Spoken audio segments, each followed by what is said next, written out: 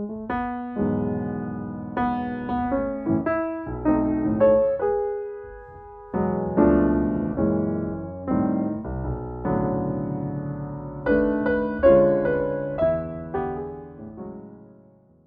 and welcome to Curators in Conversation, brought to you by the Brandywine Workshop and Archives. I'm your host, Patty Smith. For those of you who are not familiar with Brandywine Workshop and Archives, here's a little background. BWA has been a vital, diversity-driven, nonprofit cultural institution for 50 years. It is located in Philadelphia.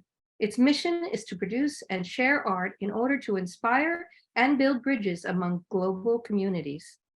BWA has several ongoing programs. It funds short-term residencies for artists to produce limited edition original prints. It works to bring the art of diverse cultures to institutions and communities through exhibitions and by establishing satellite collections across the country. BWA offers internships to Philadelphia high school students and undergraduate students who are majoring in art or a related field.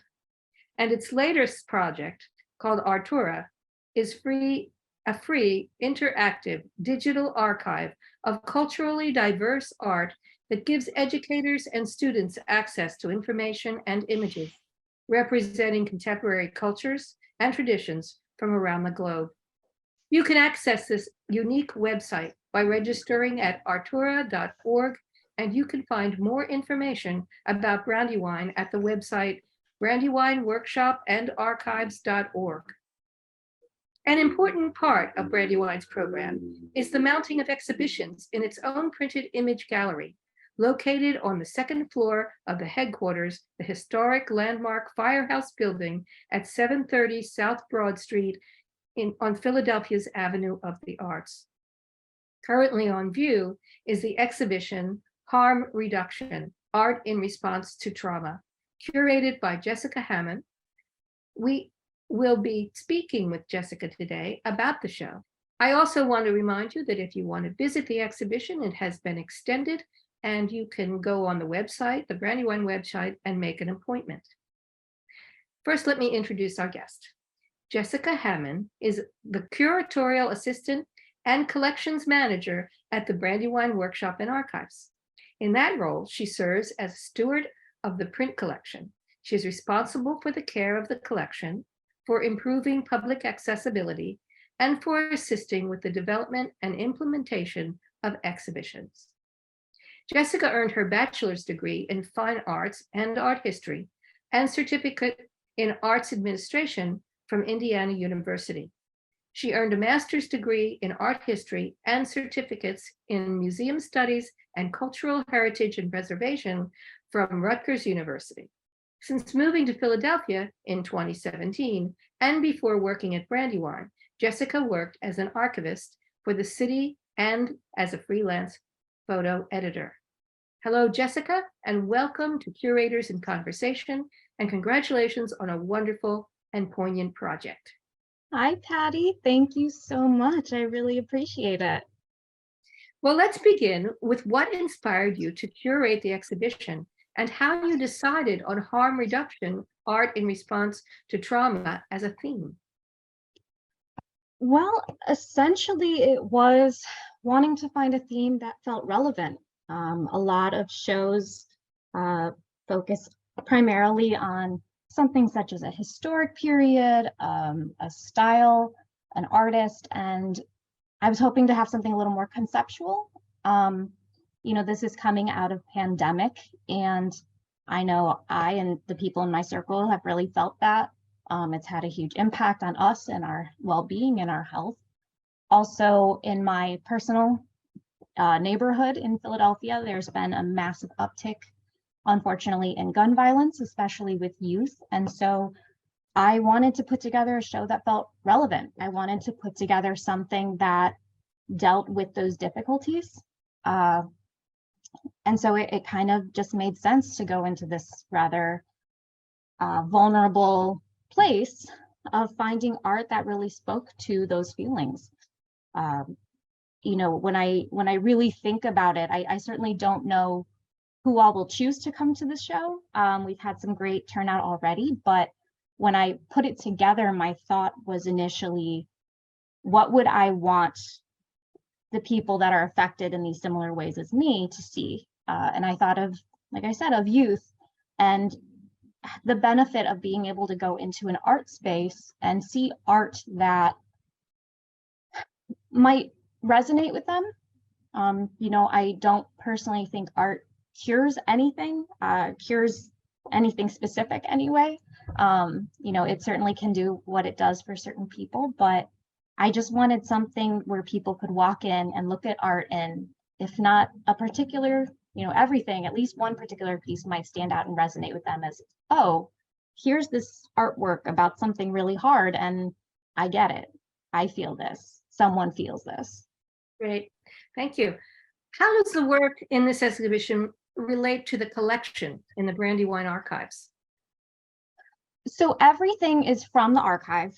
One piece is from one of our special collections, but everything else was made through an artist residency with an artist coming to Brandywine. So it is explicitly of our collection, which we're very proud is diverse, and I wanted to make sure the show demonstrated that. So it's quite a diverse group of artists and artworks. Thank you. And what are the topics you focus on primarily in the exhibition?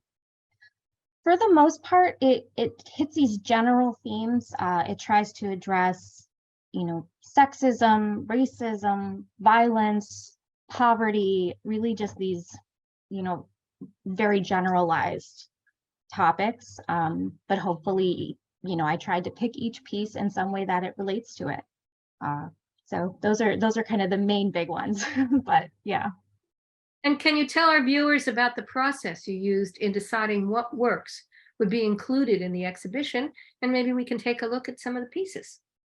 Of course. So at the time of putting it together, it was the idea of just, I need to put together a show. So I was starting off by just looking through our collection, lists of them, looking at the images, pulling out what stood out to me, trying to pull out things that I saw connections between, and what I just thought was aesthetically pleasing. And I grouped them all together in a document and just kept going through, narrowing down until I could figure out what it was that was connecting them. A lot of it started out with focusing on, you know, with this idea of trauma, was an interest in the body. And it started out with me wondering how artists represent the physical body in their work, especially if it's through trauma. Where do we see bodies being hurt? Where do we see them being segmented? And that kind of expanded because it's a very literal approach. And some of them you could tell there was the same feeling, but you may not see a body being harmed. You can tell there's a concept, or the artist explicitly said in, you know, their statement. So it just expanded further and further as I just kept narrowing down the pieces, and eventually I got down to a good amount where I felt like it was covering each general topic that I wanted to address. Well, let's take a look at some of the artwork in the exhibition. Yes, let me go ahead and hopefully this navigates properly.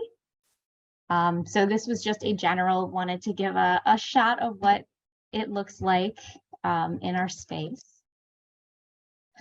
So I wanted to prioritize showing these two pieces in particular, Maya Freeland's Look Down on War and Patsy Valdez's Untitled of a Dressing Table. I wanted to show these because these were really the two pieces that inspired the show. Well, I guess I'll explain a little about them. So for Maya Freeland's, it is a picture of her grandfather who served in war, and he, you know, experienced PTSD. He experienced physical trauma as well, and he ended up returning to the States and going into art therapy before art therapy was art therapy. And he went on to have a very successful career in Philadelphia as an art believe, superintendent for the city. And he was the first Black superintendent of art in the city. So it was a very successful career, and art made such a huge impact for him. And I think it's a stunning artwork as well, but that moved me. It's a very, touching scene. You're not quite sure what he's thinking or feeling, but it's just a really beautiful use of a portrait. But as you can see here, there's no physical violence. You can assume things based on the colors, but so I had to kind of twist to see how I could fit this in when it meant so much to me. The second piece is Patsy Valdez's The Dressing Table. So it stood out to me, one, with the colors. It's just a beautiful, bright piece.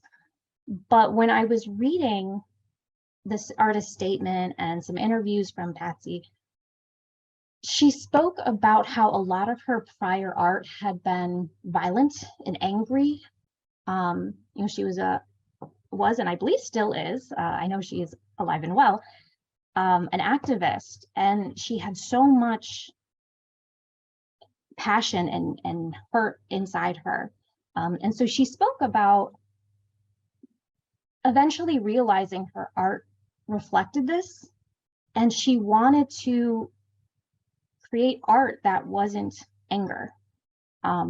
And so she started showing she's a Chicana artist, and she felt like she didn't have respect within the Chicana community. And, through the long story short, through a lot of experience trying to find healing and find peace, she started developing these scenes of interiors inside Chicana homes. Altar making is primarily known amongst the women. And so she was able to show in her art, this is a space that I, a legitimate Chicana woman, know, and I can prove it. Here's my artwork. So these two in particular, they come from these places that relate to hurt, but the artworks themselves are more of that healing processing side. And so these I really wanted to include them. And so they informed a lot of the direction of the show, because they are outside of that scope of how artists just depict bodies. So those are the main two, but we can go ahead and keep going through. So when we were talking about the themes that were kind of in the back of my mind during this, one of them was sexism, and that related with Patsy, who spoke a lot about just her experience, not just as a Chicana woman, but as a woman, and the way she was treated, particularly by police officers who were in the area during activist activities. And then for the print here, El Beso, Doris Guerrero Cruz, a lot of folks tend to think this is a very loving piece, here's a sweet dog, a wolf, here's a resting woman, and based on the artist's statement, it's about predatory behavior. She has a series that involve dogs and women, and it's about that power dynamic. So already there's these images that they don't look threatening, but when you hear the explanation, there's threat in there. And then growing up in Hollywood, it clearly looks like Marilyn Monroe, a beauty icon, starlet. And, it's interesting going through these, how many people I know see them differently than I do. I have colleagues who saw it and thought, this is such a beautiful piece. I see it and it looks like a woman who's been beaten to me, which is, very grotesque. And so I saw it as this juxtaposition of, living the starlet dream, making it big, while also experiencing, whether it's literal or mental, emotional trauma. The show also addresses topics of racism. For these pieces, the two prints by John Scott, I remember Birmingham, Blues for the Middle Passage, there's been really great response for people who see them and think they're just bright and beautiful and bold.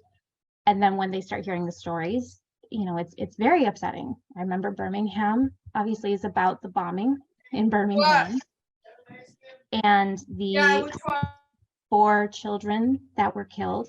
I guess that one's self-explanatory. And then Blues for the Middle Passage replicates slave ships over the Middle Passage and how bodies were cramped together and there was no room to move. You were essentially part of the space, and people died. Many people died. So I saw it as they're showing these scenes of racism that are brutal, absolutely brutal, absolutely horrific, in these really unique visuals that really give you time to think about them. You know, why is there a red cross in the middle of I Remember Birmingham? When you see the church at the center, it gets you thinking. Kevin Cole's Dreams Over Memories 3. So there's a whole series where he made these paper sculptures out of paper ties. I saw it and thought it was just beautiful.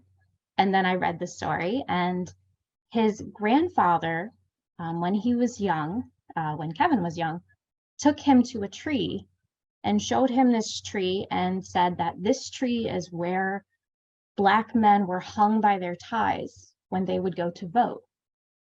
And he wanted to instill the importance of voting. So if you don't know the story, you see an interesting shape, you see beautiful colors, you might make the tie, you know, acknowledge that there's a tie shape in there. But once you have that extended story, you know, it's definitely, at least for me, it's a very visceral feeling of horror.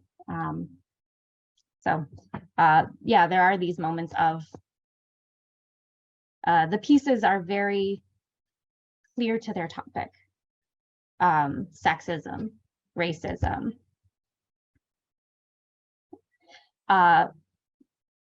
So for this piece, Send the Message Clearly, it relates to poverty, disease, starvation, and it really talks about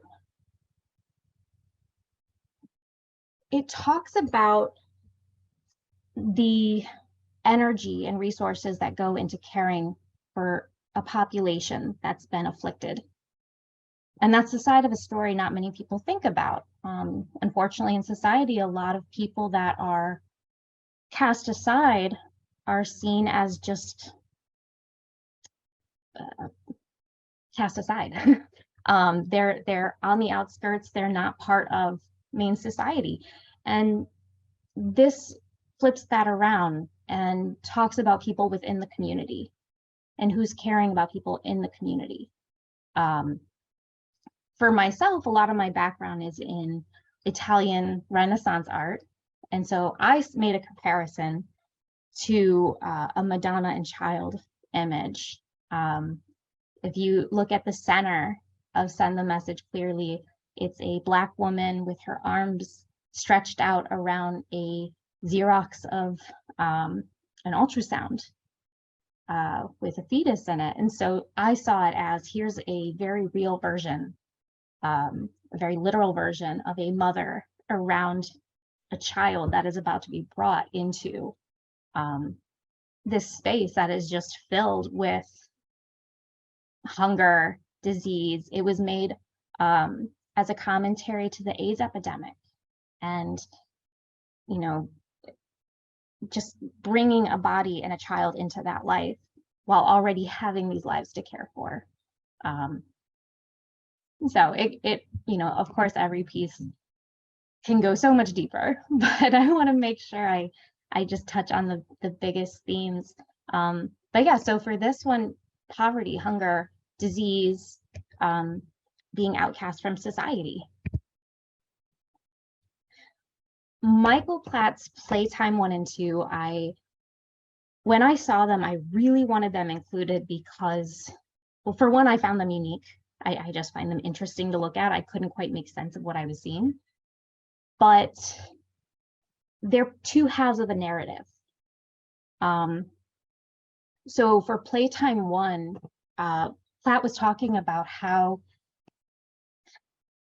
people in his neighborhood were being drawn into, there was an increase in drug dealing in his neighborhood, and there was an increase in violence. And so it was talking about that influence that came in, and he described it, as I paraphrase, but he described it as just this corrupting force that came in and destroyed the neighborhood. And the flip side of that was Playtime 2, where he talked about what was lost instead of what came in and what destroyed. What was lost was families sitting out on their porches and kids being outside. And if you look at the two forms in Playtime 1 and 2, it's the same shape, it's the same arc, it's the same cube, it's the same general composition, and they're two halves of the same, but they're so wildly different. And for myself, it's heartbreaking to see that transition. It's so easy to see the difficulty and the negative, and then you see this, what was lost. It's often easy to forget what was lost.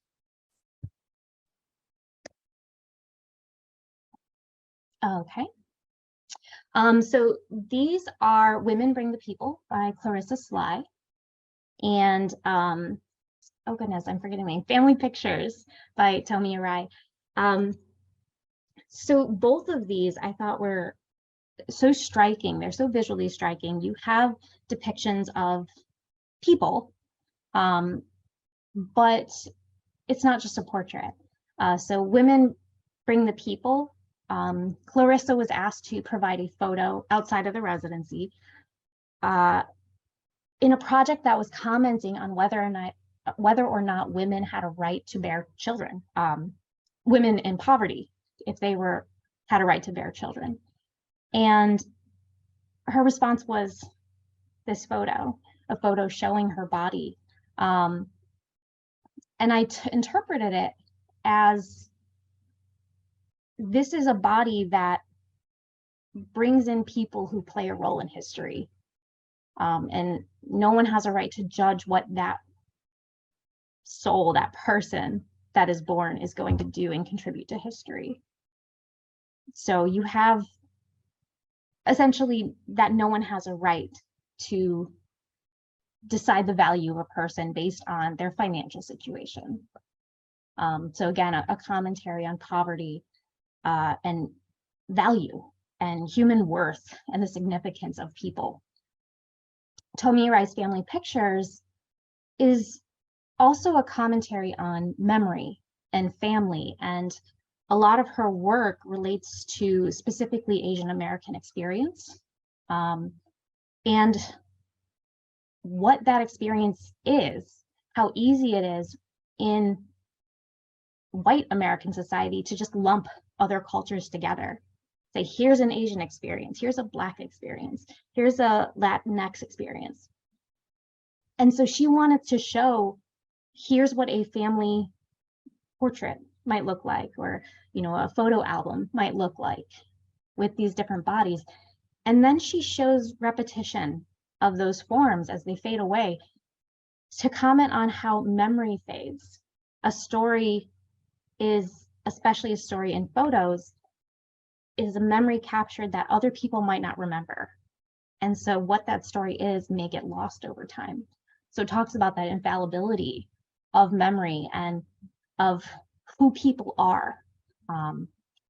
So they kind of, I saw them both of these pieces as just touching on the value of a person, understanding history and the significance of a person throughout history, and what those, to not push people aside and ignore who they are as an individual, because that individual can contribute something.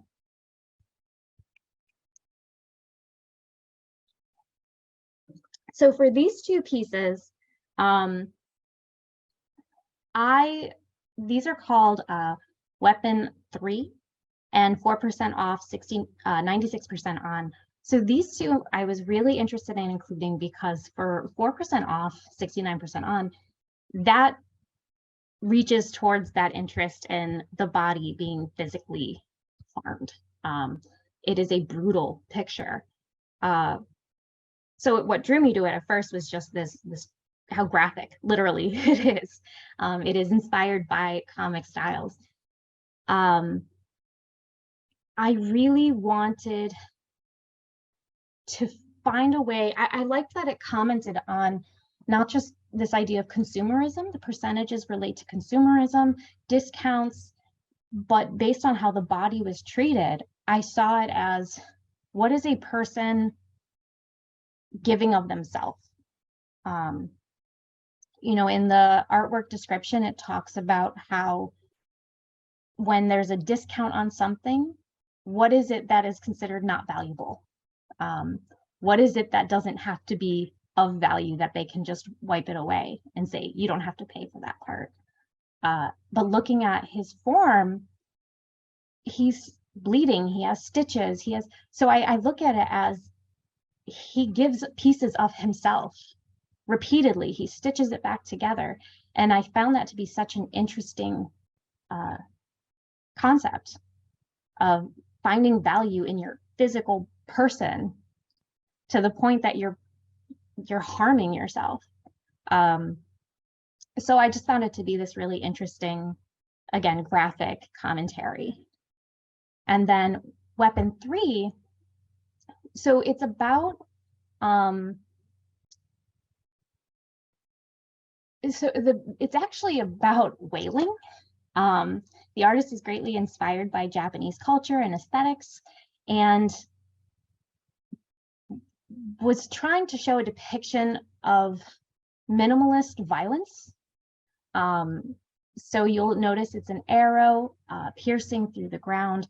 There's a change from like a blue landscape into red, and it mimics piercing through flesh and the blood spilling. So I wanted to include it because I thought in this goal of showing different styles of art, that it showed what trauma can look like on a minimalist level. That, you know, it doesn't look like any of the other pieces in the show. I also thought it was an interesting kind of logic puzzle. I found it very interesting for the artist to kind of find a balance between utilizing very Japanese specific aesthetics, and then also critiquing what is very common, whaling, a very common activity that takes place in Japan. I shouldn't say common, but that it takes place there. And so having that connection, I found it interesting to talk about how a person's affected by something. How are they processing it? You know, he might not be physically affected, but how does a person view themselves when they're taking advantage of one part of, in this case, a culture, and celebrating it, and then looking at another part and being appalled by it to such a degree you want to demonstrate that violence through your art.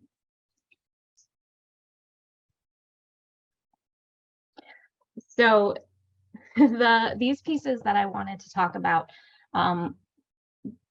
my colleagues and I have been calling this the alcove. So for anyone that's been in our gallery at Brandywine, there is a small section kind of tucked to the side.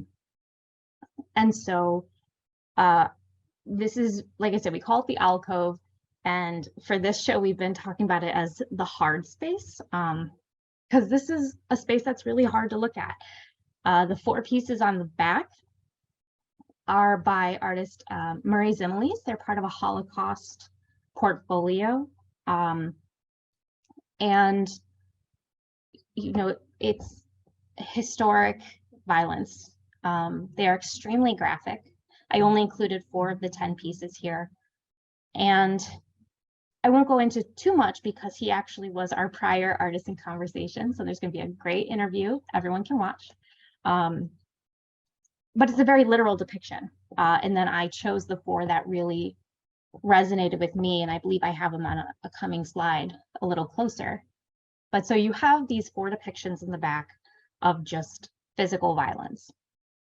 To the right, you have Danny Alvarez's Autoretrato. I'm sure I'm saying that incorrectly, but it's self-portrait.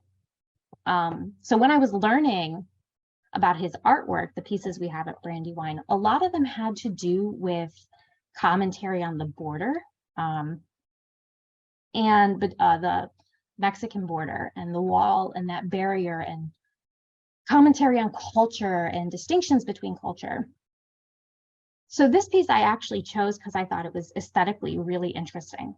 It didn't quite look like the others. It was so busy, and to see these odd images of a heart and you know, Jesus Christ at the cross, and it just seemed off to me. So when I started learning more about it, it gets into primarily a commentary on religion, specifically Catholic religion, which he and his family was, and he's referring to his experiences as a Latino trying to navigate who he is coming out of this identity of being religious, being Mexican, you know, identifying who he is. You know, he represents in here questions about hierarchy in Catholicism. You have images of what may be a cardinal at the top, kind of acting as a puppeteer. You have these symbols of caged birds, a broken heart. The woman on the right-hand side somewhere resonates between Lady Liberty and the Virgin Mary. And then you have just this small little bird free in the middle. So it's graphic in these little vignettes that are happening. Each one is, you know, in one quite literally heartbreaking as you're trying to figure out these pieces, because each one tells a small story that, you know, is certainly not the experience you would hope someone would have. You know, it's certainly not a happy picture. Here's a close-up of the 4 Holocaust images that I chose.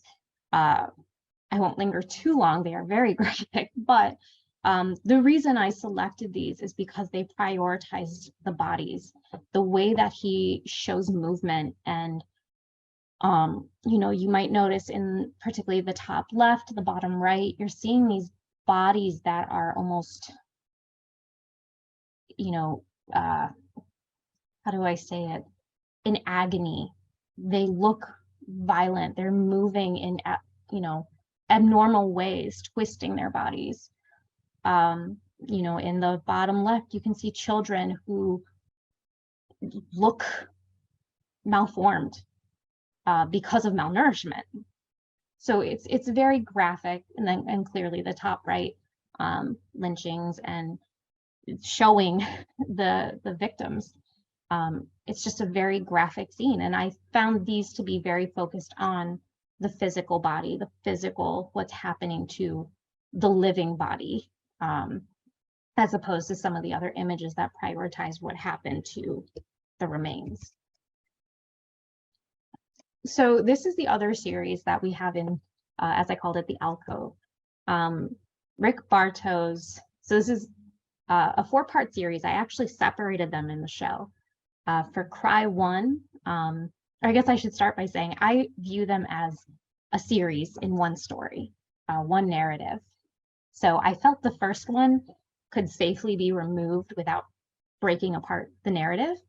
And I wanted to keep that in the space with the rest of the artwork, so that it's fitting in between the others as this other visual portrait. Part of that just to fit in thematically the way things were laid out, but also, you know, some people might not be able to process being in this alcove. It's a very hard place to be. So I wanted to make sure it was seen, and that this is adding to that overall aesthetic. But so the way that the faces progress, or that I view them, as this featureless face that suddenly becomes blinded, loses the blindfold, having the blindfold meaning there are eyes where in the first image there isn't, the head tilts back and eventually tilts up. You notice the bridge at the top of the scene just breaks away. And you can see it's very, I don't mean to keep using the word graphic, but in this case, very technically graphic. It looks like charcoal just scribbled away. And so the artist had talked a lot about how for him, he dealt with a lot of mental anguish and a lot of mental illness, and he dealt with addiction and alcoholism and just these internal demons, and art was his way of getting it out. His art was a way of expressing it and just removing it physically from his body. So I thought these were a really beautiful example of art that is almost literally being used as therapy, as a physical manifestation of those feelings. Just another close-up of that progression, showing the movement, the sky breaking open, and in such a way that you can kind of interpret it how you want. Is it a solid space? Is it, being contained under something? Is it rain, breaking away into clear sky? The way the form transitions from almost this collar that almost looks metallic or stiff to opening up to be an open, bare neck. But then also in that last scene, you have this face that has an extreme grimace, just stretching back. So it plays on this like self-interpretation of what are you seeing when you look at these pieces, because I think anyone could see something very different depending on which details they focus on. And I believe this might be my last slide. The other thing I really wanted to talk about with this show is not every piece, as I was saying, a lot of the pieces are quite bright and colorful. They might be abstract. And not every piece necessarily has a traumatic story behind it. They can be quite brutal in most cases, but there were examples in there that were in a lot of ways very positive. So I'm sure you realize on the right-hand side is the print by you, which, oh goodness, the title is, has left me. Model Child. Model Child, thank you. Which when I originally saw this piece, I thought, it's so strange. It's this little girl, presented as a doll. There's these different features where she's being taken apart, her hair, her face, her shoes. And the colors were very strange to my eye. And I remember going to you and saying, Patty, I want to make sure this looks so strange. And I can't quite tell what's going on here. But I assume it's not good. It seems like a child being treated as inhuman, as a toy. And you explained so much about, no, this is literally about modeling as a child, and for yourself explaining how you had a wonderful experience, and that a lot of the piece, also was inspired by your time in, I believe it's Japan, and a lot of the aesthetics and the colors and the textures there. And it just completely changed the way I saw it. And that was shocking to me, you know, to compare it back to growing up in Hollywood, Alex Alvarez growing up in Hollywood with Marilyn Monroe and what looked to be so violent, and to approach it as, you know, women are being used and objectified and just made to be these pretty things, and counter that with, well, maybe, but not necessarily. You know, here is what the experience of a young model could be, and it not be traumatic. And it provide more of a commentary on just being a female model. And I thought that was great. I mean, I really wanted to keep it in there because I see it as, from first view, the fact that I did have that reaction, I think is interesting to talk about and think about. And the fact that it didn't quite fit in the theme the same way as I originally planned, I thought was a really great, you know, that's what you want out of a show, is to elicit conversation. The central piece was actually, I wasn't originally going to include it in the show. It's by Mo Brooker. And I believe it's called "And Then You Just Laugh." Please forgive me, there was some technical difficulties adding the titles of these last ones. But it was recommended to me by one of our board members, a quote that he had said of how art allowed him to view the world safely and experience the world safely. And, you know, I took that as he was able to use his art to express himself. And, you know, no one could comment on what that expression was. It was what he wanted it to be, and no one could take that from him. And he could do it without, you know, you go in the streets and you start yelling about something, you're probably going to elicit a reaction. To be able to put it in your art is often it can be a very personal and safe way. Of course, people can express their art, they can show their art, but that's the artist's choice, and it's still an outlet. And then the piece on the left is called "Precious Treasures, Cultivate Them." It's by Wadsworth Drell. And that piece I also included at first because I thought it was very violent and aggressive. It's a child that has sharp teeth.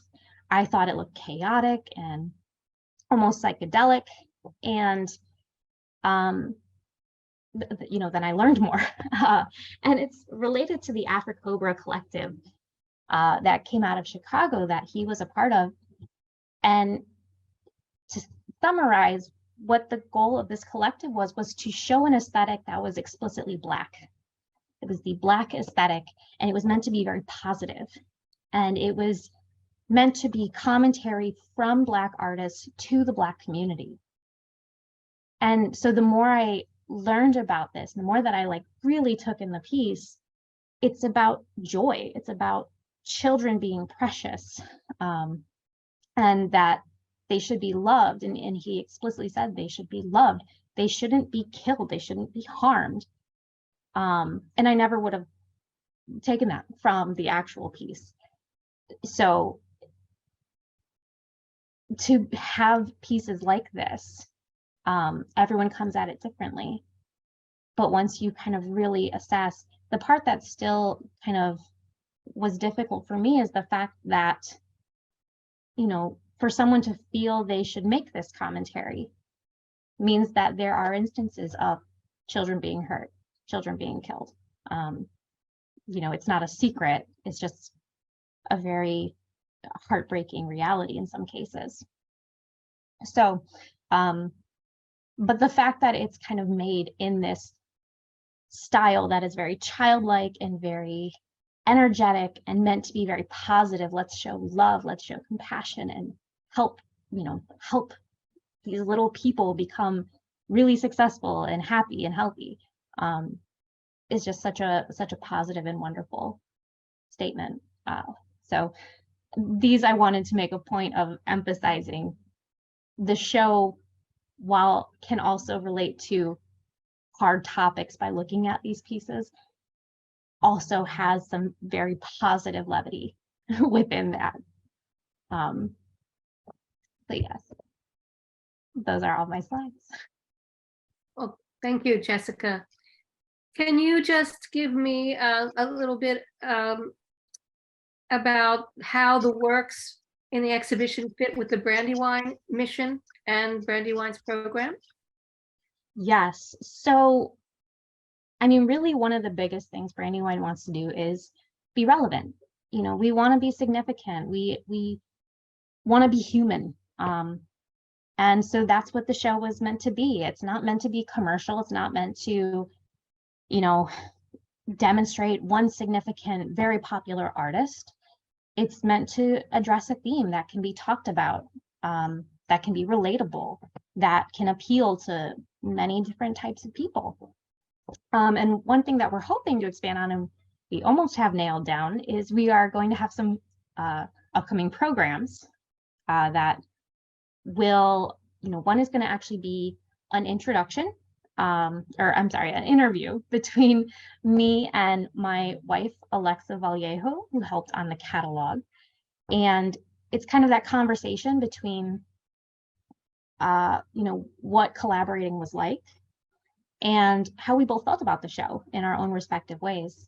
One of the other programs we're doing is going to be a live panel. Like I said, we're very confident this is almost scheduled and ready to go. But they're going to be, the panelists are going to be folks within the community, particularly one being a doctor who is a social worker who assists with training populations on how to approach children that have experienced trauma, and how to approach them respectfully and with care. What really drew me to this person was their experience training the Philadelphia Police Department on how to approach, you know, children that are experiencing what they're experiencing, and they may be lashing out, they may be speaking a certain way, they might be doing, you know, a number of things. And this is to train the police officer to say, hey, you need to know what you're doing. This isn't for the kid to manage. This is for you to manage. And then another person is a doctor who teaches, is at one of the local universities. I don't want to give too much information. I'm hoping it'll be very exciting. Teaches narrative medicine. And it's meant to talk about the need of, you know, medicine, medical care, physical care, but it prioritizes understanding a person's history, not just medical history, but to understand what their life is like, so that you can understand what may be affecting them and bringing that human element to it, to understand stories, to care about people, and not just look at it as a puzzle, a person as a puzzle to be solved with symptoms. And then the last couple of folks that we're hoping will either be on this panel or in a separate program, again, we're very hopeful it's going to go through, is a artist and social worker from up in Kensington who assists by providing a community space for folks experiencing homelessness or facing addiction. And in this community space, the final person we're hoping will be able to attend is a young homeless woman who is also a practicing artist who can speak towards the significance of these kind of community sites. So we're really trying to bring in community voices that can actually speak to this. The final program we're hoping, we just started really trying to pursue, is reaching out to NPR, because we are hoping to be able to compile short stories, recorded short stories, you know, 3-minute stories from people that are, you know, artists or specialists or anyone who can really relate to this, and speak towards the theme, and be able to compile these statements. We've had a lot of people come and see this show and say it relates to them. Well, it would be nice to be able to see how and give that a chance to be said. So those are the main programs that we have been talking about. Again, I don't want to give too much. We're really hopeful, but they'll be exciting. They'll be very exciting. So have you had a good response, would you say, from the public? Yes, we've had a wonderful response. We've had, luckily, I think as pandemic continues to move forward, people are coming out more. People are seeing the show more. They're wanting to be present. So we've had just an influx of people anyway, but people walk into our gallery and they say how, they'll see the giant title, harm reduction, and they'll kind of, be taken aback for a moment. The space is bright and beautiful. I mean, you saw with some of the pieces that I was showing, they're almost rainbows of color. So people will say it's a happy space. It's a good space. You walk in, you want to stay. You don't feel angst or depression when you're in there. So then to be able to go through the pieces and see these different styles, as was the goal, we've had people explicitly say it's so relevant, it's so significant. The pieces are so exceptionally well done, technically. I've had, a couple folks say, that came together say they've never seen art like this. And I know everyone's experience and exposure is different, but it's a very impressive, if I may say so myself, a very impressive selection of artists and skill levels and techniques. So we've had great response. So. Well, Jessica Hamman, I want to thank you today for your curatorial work, which is excellent, and you've shown us a great show here, and for giving us insight into the exhibition by participating in Curators in Conversation. And I wish you all the best in all the future projects that you're describing. Thank you. Yes, and thank you for being here. And to the viewers, thank you for joining us. To learn more about Brandywine, its opportunities and programs, be sure to visit the website at Brandywine Workshop and Archives.org. I'm sure you won't be able to keep all of the things that Jessica told you in your head, so make sure you visit the website regularly. I hope you'll tune in to future conversations. Look for announcements on the website. We generally meet every third Thursday, and have a great evening. Thank you, everyone. Thank you.